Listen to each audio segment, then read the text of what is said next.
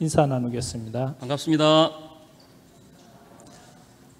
저는 수의단의 사무처 또 정책연구소에서 근무하고 있는 동정수입니다. 지금은 6월인데요. 저는 생각에 6월 정도 되면 코로나가 많이 이렇게 안정이 되어지지 않을까라는 이런 생각을 했었는데 6월이 됐는데도 아직도 이렇게 여러 군데에서 확산되는 것을 보면서 참 마음이 무겁구나라는 이런 생각이 좀 들어집니다. 지금은 그냥 매사 조심하면서 또 살피면서 사는 길밖에 없는 것 같습니다. 또 장마, 또 더위, 또 코로나 여러 가지 어려운 점이 많지만 우리 원로 스승님들 항상 건강하게 생활에 나아지길 기원 드립니다. 그 원기 19년도 1월입니다. 날씨가 많이 추웠었는데요. 총부에 이제 선중이었습니다. 대종사님께서 이제 그날 참석을 하셔가지고 제자들에게 묻습니다. 지금 세상에 많은 비결이 떠돌아다니고 있는데 그 비결에 대해서 궁금한 사람이 있으면 여쭤봐라 라는 어떤 이런 말씀하십니다. 그러면서 또 말씀을 하십니다. 세상에 전해지는 이 비결이라는 것이 모르면은 아무런 의미가 없는 것이지만 알고 보면 정말로 중요한 그런 내용들이 가득하니 삼가 내가 오늘 설명해 주던 것을 잘 들었으면 좋겠다라는 말씀을 해 주십니다. 근데 이게 그 비결이라는 게 제가 봐도 상당히 어려워요. 이게 파자법이라고 그러더라고요, 요즘은요. 파자법이라는 게 뭐냐면 한문을 이렇게 하나로 나눴다가 합쳤다 이렇게 여러 가지 이렇게 변화를 이제 부리는 건데 그것을 잘 꿰뚫어 보기가 대단히 어렵습니다. 그러다 보니까 여러 가지 이제 비결을 가지고 해석을 잘못하면 여러 가지 일들이 많이 생기죠. 그런데 대종사님께서 이제 물어봐라 그러니까 한 성객이 여쭙니다. 화라자 3인일석을 해석해 주십시오라고 이제 여쭙니다. 화라자 3인일석. 나를 살릴 자 3인일석이다. 이게 3인일석이라는 것은 뭐냐면 세 사람과 하나의 저녁이다. 이게 대단히 어렵잖아요. 근데 이제 여기에 이게 중요한 그 말이 포함되어 있습니다. 그래서 대종사님께서 이렇게 말씀하십니다. 3인일석을 세상 사람들은 보리맥자라고 이렇게 풀이도 한다. 왜? 난리가 나거든. 보리밭에 숨으면 살아날 수 있다라고 풀긴 하지만 나는 그렇게 해석하지 않는다. 나는 바꿀 숫자로 해석한다. 라고 말씀하십니다. 앞으로 세상을 살아가면서 이 어려운 시기를 닥쳤을 때 무엇보다도 중요한 것이 바로 수양하는 것이다. 수양하는 자는 그 어려움에서도 살아남을 수가 있다. 라고 말씀하십니다. 또 한 제자가 또 묻습니다. 우성제야 이 말씀을 알고 싶습니다. 이 뜻은 뭐냐면 소성품은 들어있다 라는 뜻인데 이 말씀이 무엇입니까? 라고 이제 물으니까 대종사님께서 또 이렇게 대답을 해 주십니다. 우성이라는 것은 심성을 이릅니다. 즉 심성을 닦은 자, 수도를 한 자, 이게 심성이고, 그리고 제야라는 것은 산에 있지 않고 마을 가운데 있으라, 이런 뜻이다.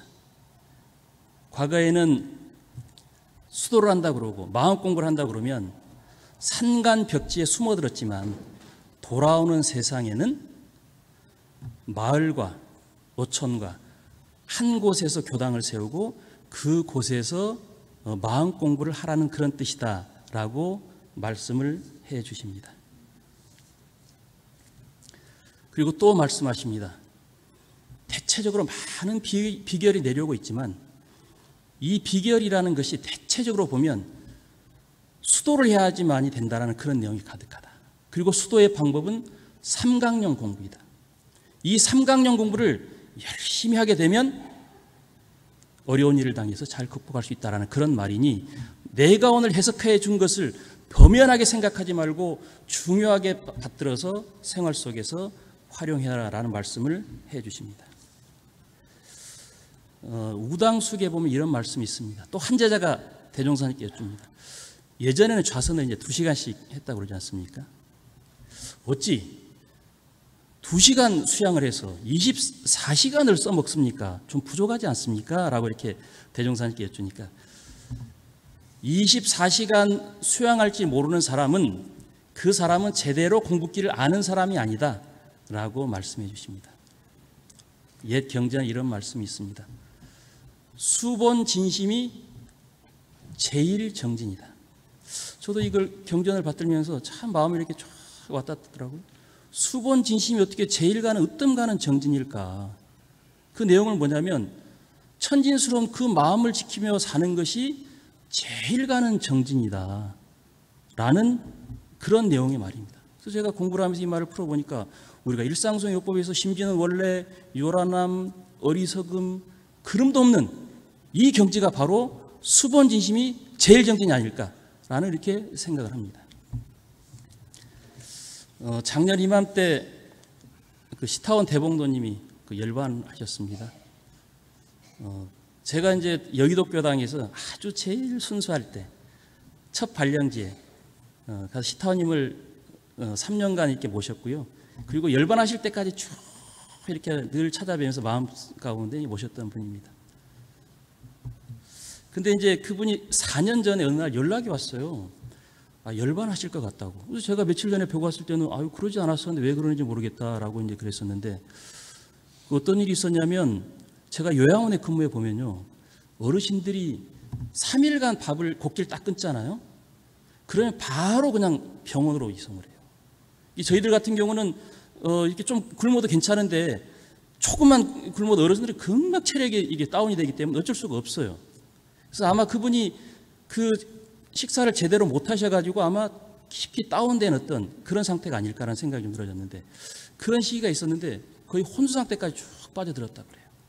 그러면서 한참 있다가 눈을 탁 뜨시면서 야 사람 몸 받기 너무나 어렵다 그러시더래요. 보니까 젊은 것들은 밤에 잠도 안 자고 저렇게 놀러만 다니고 저기 저 짐승들은 저렇게 새끼들을 놓고 정말로 사람 몸 받기 너무나 어렵다 그러면서 한숨을 푹 쉬면서 이렇게 깨어나셨다고 그래요. 그러면서 물었대요. 아니 그러면 제자들도 많은데 그 제자들한테 가시 그랬어요. 그러니까 야야 제자들이 이미 다 아이를 낳을 시기가 지나서 갈 데가 없다 야. 그러면은 그 자녀들한테 가시면 되지 않아요? 그러니까 그 자녀들하고 내가 인연이 없지 않느냐라고 말씀을 하셨다고 그래요.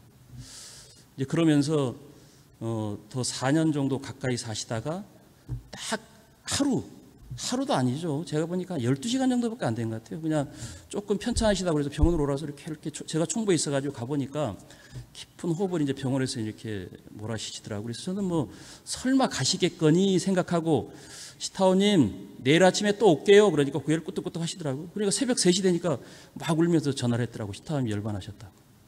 그러셨었어요. 제가 보니까 이 생사라는 것이 그렇잖아요. 생사라는 것이 다른 것이 아니지 않습니까? 마음이 일어났다, 멸했다 하는 것이 바로 생사죠. 그래서 평소 우리 살면서도 그렇잖아요. 늘 마음이 일어났다, 멸했다를 반복하지 않습니까? 그래서 평소 생활하면서 이 마음이 일어나고 멸하는 것을 자유자재하는 것이 그대로 생사로 연결된다는 그렇게 생각을 합니다. 평소 내가 일어나는 마음을 어찌할 줄 모르는데 어찌 생사같이 큰 일을 당해서 거기에서 편안하게 있을까라는 이런 그 생각을 합니다. 평소 생활 속에서 순간순간 마음을 힘을 길러야 된다. 저는 시타원을 뵈면서 시타원 대봉돈을 보면서 평소 그분이 공부하시고 생활 속에서 공부하시고 수행하시는 모습을 보면서 맞아. 공부는 어느 날 몰아쳐서 하는 것이 아니라 그래 저렇게 생활 속에서 해야지라는 어떤 그런 마음들이 제 마음 가운데 가득했었습니다. 저는 24시간 생활 속에서 이렇게 사막병진으로 대정진을 하면서 살고 있습니다. 저는 생활 속에 하는 것이 이게 바로 저는 대정진이라고 저는 생각을 합니다. 저는 예전에 수본진심이 제일 정진이라는 이런 말씀을 받들지 못했을 때는 대정진이라 그러면 어느 날 그냥 깊이 어디 가서 뭘 하는 줄 알았어요. 근데 이 말씀을 받들고 24시간 생활 속에 하는 것이 대정진이지 하는 이런 그 생각을 했습니다. 저는 생활 속에서 마음 가운데 번뇌 망상과 분별 주착심, 분별 망상이 이렇게 이렇게 일어나면 제 마음을 허공같이 맑은 것으로 표준 잡고 저는 대정진을 하고 있습니다. 미국의 그 철학자이고 심리학자인 윌리엄 제임스라는 사람이 한 말입니다. 생각을 조심해라. 첫째 일어나는 생각을 조심해라. 왜냐하면 그 일어나는 그 생각이 말이 되기 때문이다. 말을 조심해라. 왜냐하면 그 말이 바로 행동이 되기 때문이다. 행동을 조심해라. 그 행동이 바로 습관이 되기 때문이다. 습관을 조심해라. 왜냐하면 그것이 인격이 되기 때문이다. 인격을 조심해라.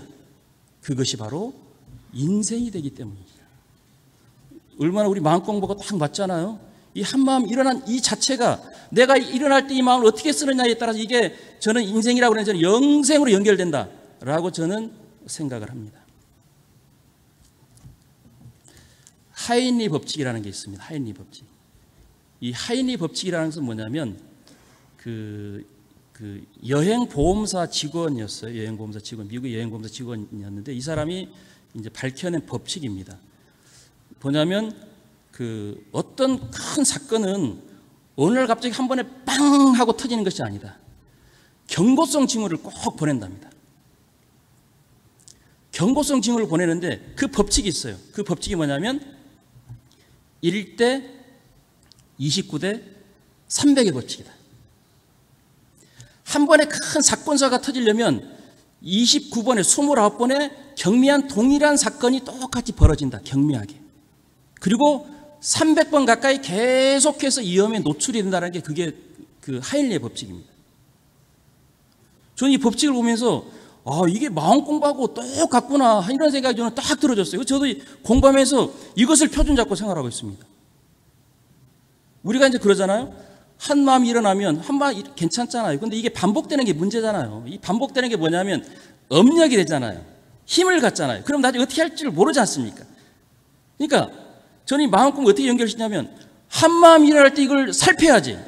한 마음이 일어날 때 살피지 못하고 가만히 놔두면 1대 29대 300 법칙으로 어느 날 갑자기 빵 터져요. 빵 터지면 어떻습니까? 사람 인격이라는 게 뭐 29번 봐줍니까? 요즘은 안 그런 것 같아요. 요즘 보면은 원 스트라이크 아웃입니다, 그냥. 저도 요양원에서 보면은 제가 일하면서 이렇게 보면은 그냥 한 번 잘못하면 한 방에 날아가요. 제가 이제 요양원을 제가 그냥 어떻게 애터지게 거기를 읽어놨는데 그냥 어떤 일이 벌어지냐면 그 누가 직원이 어떻게 그냥 싹 어떻게 해가지고 저는 잘못한 거 하나도 없는데 직원들이 마음을 잘못 먹으면 그래요. 저는 근데 이 말이 들어가는 그 자체가 문제예요, 말하자면. 그러면 그냥 바로 오는데 제가 4일 동안 정말로 그냥 그 건보공단에서 나와가지고 감사를 하는데 이건 너무 힘이 들더라고요. 와, 이 경찰에서 와가지고 검찰에서 와서 싹 쓸어가는 거 있잖아요. 그것처럼 어느 날 갑자기 아침에 팩스한줄 쫙 보내고 5명이 쫙 돌아가지고 있는 모든 그냥 그 서류를 쫙 가지고 사라져 버립니다. 그래서 서류만 가져가면 상관이 없어요. 어떤 일이 있냐면은 3년 전에 퇴사한 직원까지 전부 다 연락해가지고 1시간 가까이 상담을 해요. 그리고 현재 있는 직원들도 전부 다 1시간 가까이 상담을 해요. 그러니 살아날 사람이 누가 있습니까? 거기서 제가 봤을 때는 정말 이건 어려운 일이다. 그 현지 조사라고 그래요. 제가 그래서 거기서 한 방 딱 그러잖아요. 그러면 그냥 3년치, 6년치 그냥 그 잘못 청구된 어떤 잘못 썼다 그래서 그냥 한 방에 해버린 매덕이 그냥 툭 떨어져요. 매덕 뚝 떨어지고 6개월 정지 딱 끝나면 그냥 그때는 끝나거든요. 그러다 보니까 그냥 살얼음 걷듯이 이렇게 삽니다. 한 방에 날아가니까. 어떻게 해서 이것을 읽었는데 그 전임구리 황토님 어떻게 해서 읽었는데 이걸 내 때 와서 한 방에 날려? 이건 있을 수가 없는 일이죠. 그래요. 한 방에 날아가요. 그래서 요즘은 옛날 같으면 마음이 이렇게 사람들이 여러 그래서 삼시세판 그랬는데 요즘은 원 스트라이크 아웃입니다. 제가 서울에 있을 때 아주 그냥 우리 그 여의도 교단교도는 아니었어요. 이렇게 있는데. 근데 너무나 점잖은 분이 남자분이 이렇게 늘 이렇게 인사를 이렇게 오고 그러시니까 이미지도 너무 좋고 그냥 제가 봐도 참 마음 공부를 정말로 정성스럽게 하신 분이구나. 저는 그렇게 해서 믿어 의심치 않았어요. 믿어 의심치 않고 그냥 너무나 정성스럽고 스승님 잘 모시고 그냥 이미지 좋고 깨끗하고 그냥 뭐라도 사고 그러지. 저분 이렇게 생각하고 있었는데 오늘날 이제 같이 차를 타고 이렇게 갔어요. 차를 가고 갑자기 이분이 잘못한 건 아니에요. 근데 상대방 차가 그냥 갑자기 팍 끼어들어가지고 크게 사고가 날 뻔했어요. 그러니까 이분이 문을 팍 차고 나고 이제 막 탁 허리를 춤을 주고 욕을 하는데, 아이고 내가 그냥 깜짝 놀랐습니다. 그래서 그분이 지금 저도 지금도 지금은 아주 중요한 일을 하고 계시더라고요. 근데 제가 그분을 보면 그때 그 모습을 봤기 때문에 정성스럽게 공부한 분으로 제가 안 보여요. 제가 이거 어떻게 하면 좋을까 모르겠어요. 요즘은 그래요. 말하자면 요즘은 원 스트라이크 아웃이니까 그냥 매사 조심하지 않으면 큰일 납니다. 요즘은. 그래서 1대 29대 300. 그래서 이상하다. 내가 어떤 안 좋은 마음이 계속 일어났는데 이게 28번까지 갔어요. 그럼 한 방 터져요. 이제 한 방 터지면 한 방이 날아갑니다. 그래서 한번 잘 체크를 해보시면 좋을 것 같다는 생각이 들어집니다. 저도 그런 거 혹시 없나 늘 체크를 합니다. 이렇게. 그리고 저는 또 총부에 살면서요, 대종사님을 바라본 나무들을 보면서 저도 대정진을 하고 있어요. 혹시 대종사님을 바라본 나무가 총부에 몇 그루 있는지 아세요? 제가 알아맞히면 제가 나중에 수의단 사무처 오시면 선물 하나 드릴게요. 몇 그루 있을까요? 손가락으로 이렇게 한번 해보시죠. 이렇게든지 이렇게든지 이렇게. 그래서 제가 이제 총부에 와서 대종산을 바라본 나무는 저기 전나무는 확실하잖아요. 전나무는. 그래서 제가 의심이 걸렸어요. 더 있다고 그러는데 말은 들었어요. 저 지금 대각전 뒤에 느티나무 큰 거 있잖아요. 가운데 큰 거. 그것이 대종사님을 바라본 것 같다고 누가 그러기도 하고, 또 이제 구교정원 앞에 보면 소나무 두꺼운 거 하나 있죠. 대각전에 정면으로 쭉 내려오면 있잖아요. 이렇게요. 그거 있죠. 그 누가 그 대종산을 바라봤던데 누가 고증할 만한 분이 없어요. 고증할 만한 분이. 그래서 제가 이제 물어봐도 그냥 역사를 많이 하시는 교무님 뭐 다 물어보도 몰라요. 몇 그루 있을까요? 저도 이게 1년 동안 해서 알았거든요. 예? 3그루 있어요. 3그루. 2그루는 이제 잘려가지고 별로 가치가 없고. 그래서 제가 이제 법사님이 법회 마치고 올라가시길래 제가 쫓아가지고, 법사님, 대종사님 바라본 나무가 제가 요걸로 생각하는데 어떤 것이 맞습니까? 다 맞아. 그러면 이게 느티나무, 대각전에 느티나무 이렇게 번진 거, 요것도 맞습니까? 요것은 아니야. 가운데 있는 거, 그건 대종사님 당대 때 있는 거. 그리고 이제 대각전 밑 내려다 보면 이제 구교정원 앞에 큰 두꺼운 소나무 있죠. 요것도 그때 나무 맞아요. 그러니까 그거 맞아. 그러시면서 그럼 저거 옮겨 심었어요? 안 옮겨 심었어요? 자연적으로 난 거예요? 그건 난 몰라. 그러시더라고요. 여튼 대종사님을 바라본 나무가 3그루가 있어요. 그러니까 보세요. 그리고 제일 높아요. 나무가 100여 년 되다 보니까 제일 높은 곳에 있어요. 그래서 이 나무들은요, 총부를 다 내려다보고 있어요. 이게 다 내려다보고 있어요. 그래서 제일 잘 보려면요, 정책연구소 한번 와보세요. 정책연구소 3층에 있거든요. 정책연구소 좀 다리가 아프셔서 못 올리시는데 엘리베이터를 놔야 될란가 봐. 원로 어르신들이 못 오시니까. 그때 한번 걸어올라 보세요. 정책연구소 보면 앞에도 튀어 있고 뒤에도 튀어 있는데 탁 보면은 전나무 하나 쫙 보이고, 그 다음에 느티나무가 탁 들여다 보이고, 앞에 소나무가 탁 보여요. 그리고 저쪽 성탑 뒤로가 있잖아요. 저 산에 올라가서 보면 선명하게 드러나요. 그래서 저는 아직 근기가 낮아가지고, 근기가 높으신 분들 이래도 마음을 잘 쓰시고 저래도 마음을 잘 쓰시는데, 왠지 저는 근기가 낮아서 그러는지 그 나무 앞에만 가면 그냥 마음이 그냥 살펴져. 이렇게 살펴져. 아이고, 내가 잘못한 것은 없는가, 혹시 아침에 자선하면서 헛생각하고 나오진 않았는가, 그런 생각하고 조실 앞에 지나가면서도 대종삼이 이렇게 하는 것이 아니라 소나무를 의식하면서 전나무 의식하면 이렇게 하고 이제 제가 그래요. 근데 제가 왜 그러냐면요, 그 생명체라는 게 참 묘하더라고요. 저는 마음이 어떤 마음이냐면, 저 나무가 있잖아요. 대종사님하고 시공호초로 딱 연결되어 있을 것 같아. 제 마음은. 그래가지고 지금 동정수가 어떤 마음 먹고 있는가, 지가 간부다고 그냥 나팔거리 이렇게 다니는데 저는 잘 모르잖아요. 다른 사람 잘 모르잖아요. 제가 어떤 마음 먹고 있는지 잘 모르잖아요. 근데 다니는데 어떤 마음을 먹고 있는가 그대로 고아 바칠 것 같아가지고 그냥 그 마음 이렇게 마음이 챙겨줘요. 마음이 챙겨줘요. 그래서 얼마나 좋아요. 그냥 한 곳에 그냥 딱 모였다고 모르는데 대각전대가 있고 총부 정문에 한 그루가 있고 구조실 앞에 한 그루가 있고 얼마나 중요하게 이렇게 배치가 되어 있지 않습니까? 저도 이렇게 항상 그러면서 생각되어지는 게 제가 이제 이렇게 교단 역사를 보면 대각전 주변에는 그 복숭아 나무가 가득했다고 그러더라고요. 근데 이제 매화나무가 이렇게 있어서 아니 저는 왜 느닷없이 매화나무가 있을까 좀 묻고 싶어요. 왜 느닷없이 매화나무가 저기 있지? 복숭아 나무 기르기는 좀 어려워요. 말하자면 병충해도 맞고 그러긴 하지만 제 생각에는 그 대각전 주변을 이 복숭아 나무로 다시 복원을 해야 된다. 왜? 그 손자 나무가 어딘가에 있을 거예요. 말하면 대종산이 바라본 나무가 있을 겁니다. 그걸 딱 해가지고 딱 접을 붙이면 똘복숭아 있잖아요. 다른 나무에 접 붙이면 안 돼요. 똘복숭아에다가 접을 딱 붙이면 이게 튼실하게 자랄 수가 있어요. 그래서 거기를 조금씩 이렇게 좀 해서 이게 총부 주변을 이렇게 좀 이렇게 초창기가 멀어지기 전에 그걸 좀 갖췄으면 좋겠다 하는 이런 그 생각이 저는 들어지는데 어떻게 애들 생각들을 하세요? 담타오님. 예? 그게 좋을 것 같아요? 그래서 저는 이제 복숭아를 하면 이제 병추도 맞고 뭐 이렇게 관리도 어렵긴 하지만 그래서 이렇게 예전 그 모습도 이렇게 있어야지만이 저같이 이렇게 근기가 낮은 사람들 같은 경우는 저 대종사님도 다 일러준다. 그럼 어찌 총부에 와서 삿된 마음을 먹고 나쁜 마음을 먹겠습니까? 저는 그렇게 생각합니다.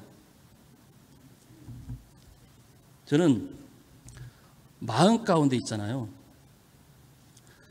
어리석음이 사라지고 또 밝은 눈을 뜰 때를 저는 그냥 정진도 아니고 대정진으로 저는 알고 생활하고 있습니다. 제가 요즘 올해 총부에 와서 작년 하반기부터 교고총관을 그냥 쫙 읽고 있어요. 교고총관 다 읽고 법설집 다 읽고 계속 읽고 거의 다 읽었어요. 읽게 된 계기가 있어요. 어느 날 정책연구소 젊은 교문이 한 분이 오가지고 초기에 나온 간행물을 읽어보지 않은 교문은 나는 상종하지 않는다. 그 말을 그냥 느닷없이 하더라고요. 그래서 내가 뭐 그런 사람이 뭐 있겠어. 그러면서 제가 가슴이 뜨끔했어요. 왜? 제가 학생 때를 다 읽었죠. 근데 그 이후로는 교고총관을 읽어볼 기회가 별로 없잖아요. 저는 그랬었거든요. 근데 그 말하니까 뜨끔하더라고요. 그래서 그날부로 제가 다른 책을 전부 다 버렸어요. 버렸는데 유일하게 안 버린 책이 뭐냐면 교고총관 6권짜리를 안 버렸어요. 그리고 이제 다시 요즘 뭐 새롭게 이제 복사회가 확대되는 거 나온 거 있고 그래서 제가 그걸 다 가지다가 처음부터까지 그냥 쫙 읽었습니다. 읽으니까 역시나 그래 너는 그러고 싶어요. 교고총관을 읽지 않는 교무하고는 상종을 하지 말아야 되겠고 이 생각이 제가 뜰 들었습니다. 혹시라도 그 책 없으시면 저한테 연락하세요. 제가 빌려드릴게요. 제가 그냥 줄도 많이 쳐놓고 그랬거든요. 근데 제가 철이 없을 때는 그냥 읽기 바빴는데 제가 좀 철이 들었어요. 철이 조금 들은 것 같아요. 50 넘어가니까 철이 이제서야 제가 들은 것 같아요. 철이 듣고 보니까 이게 달라요. 내용 자체가. 제가 그러니까 보니까 제가 그냥 그 시기 동안 그냥 매 그냥 그 대종사님 당대 때 가가지고 같이 그 단회도 같이 하고 강연도 같이 듣고 그냥 그 다음에 그 대종사님 법문 말씀도 받들고 같이 선도하고 계속해서 같이 그랬었어요. 제가 시공을 초월해 있다 보니까 몸은 여기 있지만 마음은 그걸 보면서 늘 그랬었어요. 근데 묘한 게 있더라고요. 이게 스승님과 있잖아요. 스승님과 간격이 없이 진정으로 이렇게 하나로 딱 만나주면 놀라운 일이 있어요. 뭐냐면 스승님의 삶이 바로 나의 삶이 되고 나의 삶이 스승님의 삶이 되는 거예요. 스승님이 했던 그 모습에 같이 가서 있는 거예요. 같이 가서 있어요. 한번 해보세요. 그거 진짜로 그래요. 해보신 분 아마 느낄 겁니다. 정말로 스승님이 있는데 그분과 이렇게 간격이 없이 하나가 돼서 딱 연결돼 있으면 시공을 초월해서 만나요. 저는 시타원님을 뵈면서 신도한 이야기를 그렇게 많이 들었거든요. 늘 그분이 그 신도안의 산신령이라고 막 감찰원에 막 잡혀간 일도 있었고 뭐 그러셨다고 그러더라고요. 그러면서 그분하고 이렇게 마음이 다 연해지니까 그 신도한 이야기를 하면 제가 신도안 가서 같이 개척을 하고 같이 순교를 다니고 그냥 같이 하고 있더라고요. 그러니까 제가 이 교구총괄을 보면서 그 시절에 가가지고 같이 그거 했었어요. 부처님 당대 때 다문제일이라는 안한존자가 있었습니다. 다 아시겠지만 이 안한존자는 다문제일이고 부처님 법문을 받을 때 남다른 면이 있었어요. 아주 대단한 분이었잖아요. 근데 이분이 등창에 걸려서 등창. 근데 지금 등창은 아무것도 아닙니다. 근데 이 등창을 오랫동안 이게 치료를 하지 않아가지고 뼈까지 스며들었어요. 그래서 의사가 보기에는 이걸 그대로 놔뒀다가는 죽는다. 반드시 수술해야 된다. 근데 의사가 보기에는 뭐 마취제가 없잖아요. 그러니까 이 담은 제일인 줄 알고 의사가 부처님께 가서 청합니다. 부처님, 제가 안한존자를 제가 치료를 할 테니 수술할 테니까 부처님께서 설법을 해 주십시오. 설법을 해 주십시오. 그래가지고 설법을 하는 동안에 안한존자는 거기에 취해 있으면서 수술까지 했고 그 보니까 뼈까지 이렇게 깎아냈다라는 건데 근데 아무런 고통을 느끼지 않고 수술을 잘 마쳤다라는 말이 있길래 저도 뭐 그냥 그럴 수도 있겠지. 부처님이신데 그럴 수도 있겠지. 저는 이렇게 생각했는데 제가 대종사님 법설을 받들면서 있잖아요. 오늘 갑자기 그런 생각이 툭 떠오르더라고요. 나도 할 수 있겠네. 나도 할 수 있겠는데? 그래, 이 마음이겠지. 뭐가 이렇게 묘하게 마취가 되는 듯한 느낌이 들었어요. 그런 마음이 들었어요. 이렇게 스승님과 연함이 그런 묘한 것이 있던 걸 제가 이렇게 이번에 많이 느꼈습니다. 조 목사님께서 신년 법문에 신성으로 공부하자라는 말씀을 하셨습니다. 신성으로 공부. 참 신년 법문에 해주셨기 때문에 아마 중요하게 생각하신 것이 있기 때문에 이 말씀 해주시지 않을까라는 생각을 하고요. 저도 이 법문 말씀 받으면서 그걸 곰곰이 생각했습니다. 많이 생각하고 어떻게 실천을 옮길까. 근데 정말로 이 시기에 이 4대를 준비하는 이 시기에 100년을 마무리하고 새로운 2세기를 준비하는 이 시기에 이것처럼 중요한 것이 또 뭐가 있을까라는 어떤 그런 생각이 저는 들었습니다. 그래서 저는 일이 많잖아요. 수의단 사무처 일도 하고 정책유소 일 2가지 일을 합니다. 제가 일복이 많아요. 일복이 정말 많은 것 같아요. 제가 6년 동안 제가 비학교당 살면서도 제가 제주도를 참 좋아했거든요. 제주도를 좋아해가지고 광주 가면 비행기도 많고 목포 가면 배도 많고 잘 됐다 이제 비하 가면은 빚도 없겠다.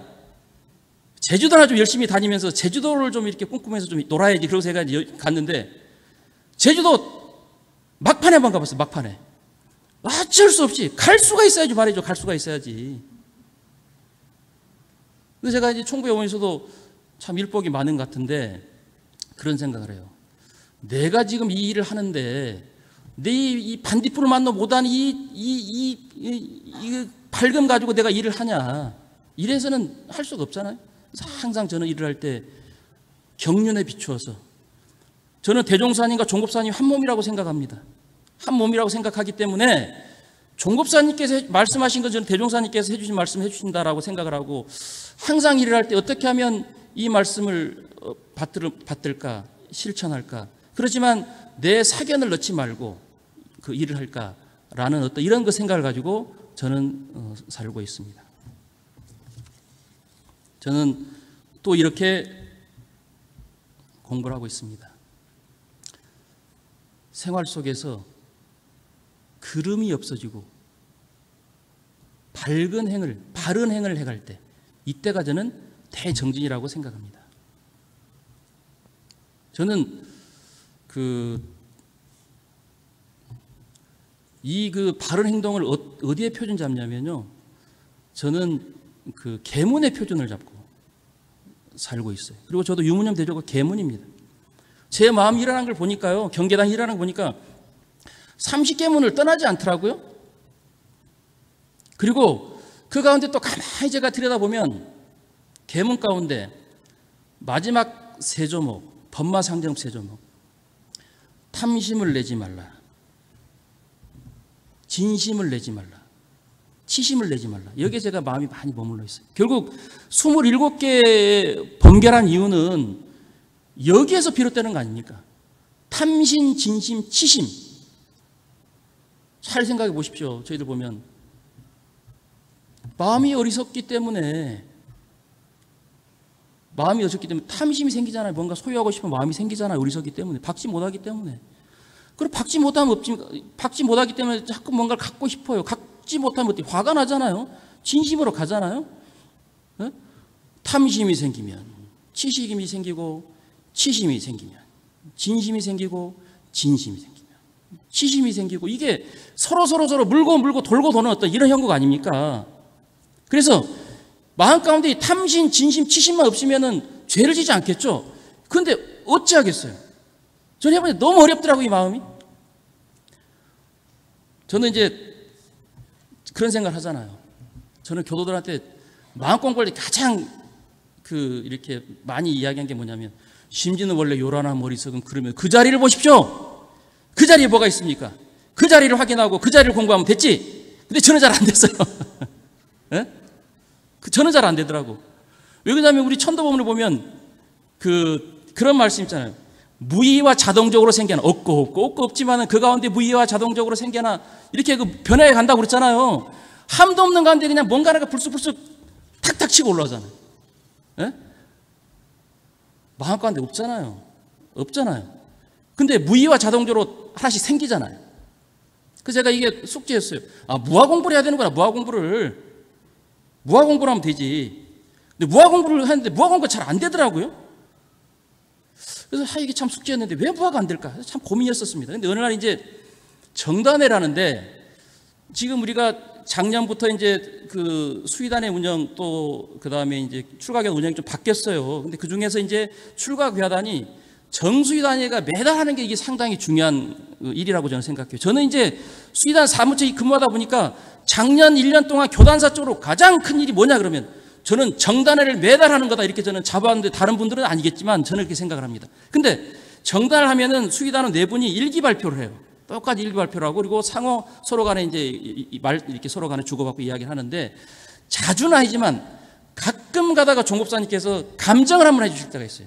그때 뭐였냐, 무화 공부에 대해서 이렇게 감정해 주셨거든요. 근데 이런 말씀해 주시더라고요. 지혜를 어둡게 하는 게 뭔지 아냐?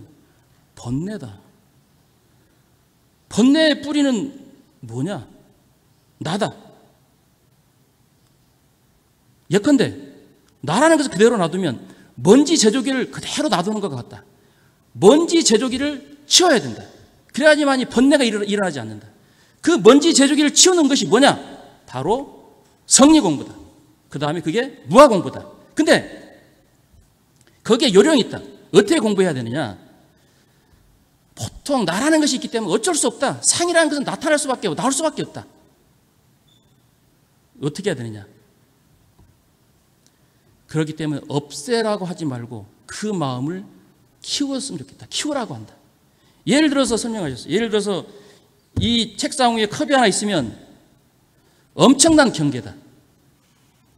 근데 이 책상에, 책 위에 있는 컵을 책상에 올려놓으면 좀 괜찮고, 방에 있으면 좀 더 괜찮고, 총부에 있으면 있어도 그만, 없어도 그만.